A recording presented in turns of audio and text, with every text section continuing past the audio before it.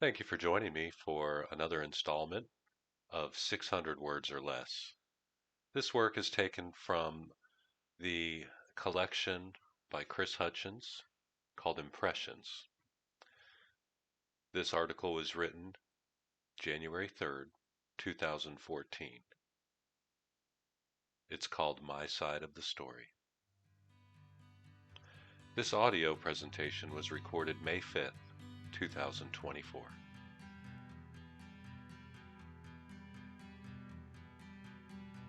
Impressions by Chris Hutchins. My side of the story.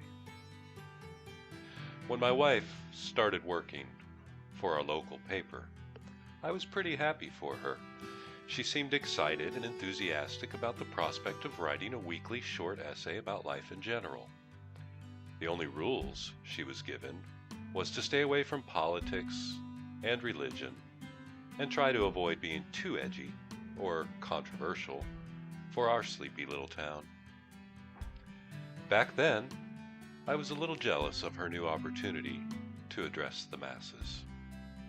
Working as a weekend DJ, I hadn't really had any close calls with stardom in my 2 years at a small country station.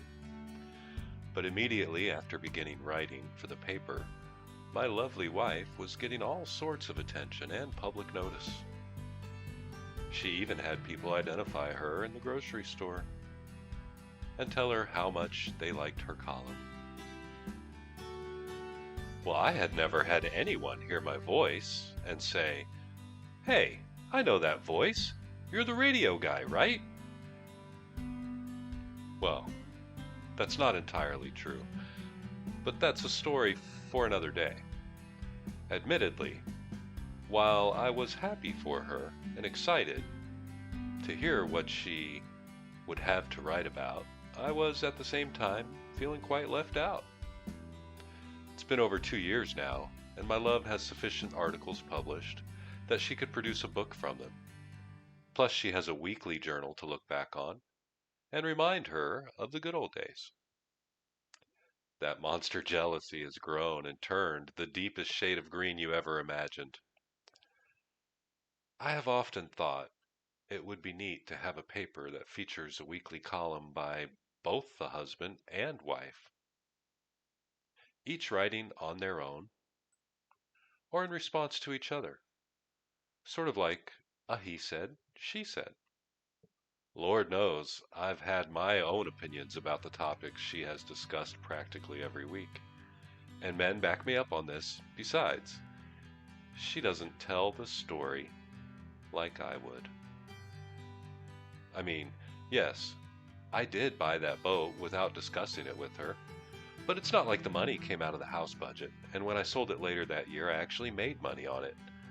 She didn't mention that, did she? Okay, I know I should have discussed it with her first. The ladies at church the day after her column was published made that quite clear.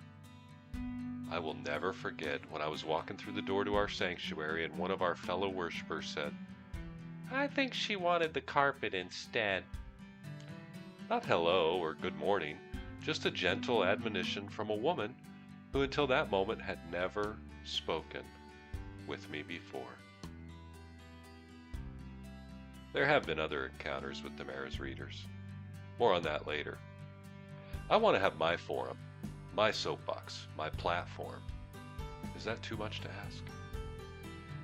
Last week, my wife mentioned my Christmas gifts and how I supposedly terrorized the house with my spotlight and rubber band gun. What she didn't tell you is the rubber band gun is only a few inches long and shoots the retainer-sized rubber bands. It doesn't even shoot them that hard. Aiming the thing is tricky too, and the spotlight doesn't get hot enough to burn anything. I can honestly say I've only barely misused or abused that power. I possess amazing restraint. She may recall the battery-powered bullhorn she got for me once. I voluntarily took it to work because I knew it was just too much power for home. She started it, I swear.